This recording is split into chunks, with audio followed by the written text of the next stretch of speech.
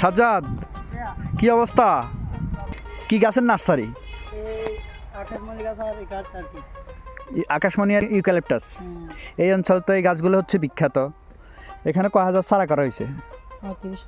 35,000 eucalyptus চারা উঠছে মনে হয়। হ্যাঁ, দেখা যাচ্ছে এই যে ইউক্যালিপটাস চারা। বন্ধুরা, এই নার্সারিটা হচ্ছে চট্টগ্রাম ফটিকছড়ির শোভনছড়ি এলাকায় পায়রাপাড়ার এই শাহাদাতদের এই নার্সারিটা। এই গাছগুলো খুবই যত্ন করে লাগানো হয়েছে। সামনে বৃষ্টি যখন শুরু হবে তখন এই চারাগুলো বিক্রি করা হবে। তো এখন এই গাছগুলোর পরিচর্যা হচ্ছে নার্সারিতে। এখানে ওনারা লোক নিয়োগ করে রেখেছে, পাশে লোকজন কাজ করছে। তো আপনাদের যদি কারো চারা লাগে, এখানে এই নাম্বার দেওয়া থাকবে, কমেন্ট বক্সে যোগাযোগ করবেন। যাদের আকাশমণি এবং ইউক্যালিপটাস চারা দরকার হবে তারা এই শোভনছড়ি পায়রাপাড়া এসে শাহাদাতের সাথে যোগাযোগ করবেন। গাছগুলো ছোটোবেলা যদি যত্ন না করে তাহলে কিন্তু এই গাছগুলো বড় হলেও এতটা গ্রোথ হয় না। সেই জন্যই এখানে গাছের খুব পরিচর্যা হচ্ছে।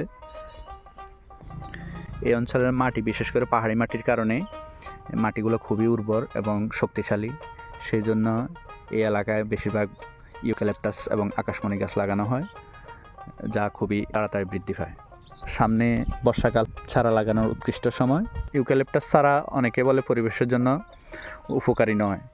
আপনার যেই জায়গাটা অনাবাদি, যেখানে কিছুই হচ্ছে না, সেখানে অন্তত ইউক্যালিপটাস লাগান, অল্প দিনে কাঠ পেয়ে যাবেন। কেন আপনি লাগাবেন আপনার বাড়িতে, কিংবা যেখানে অনাবাদি জায়গা আছে, কিছুই হচ্ছে না, সেখানে লাগাবেন।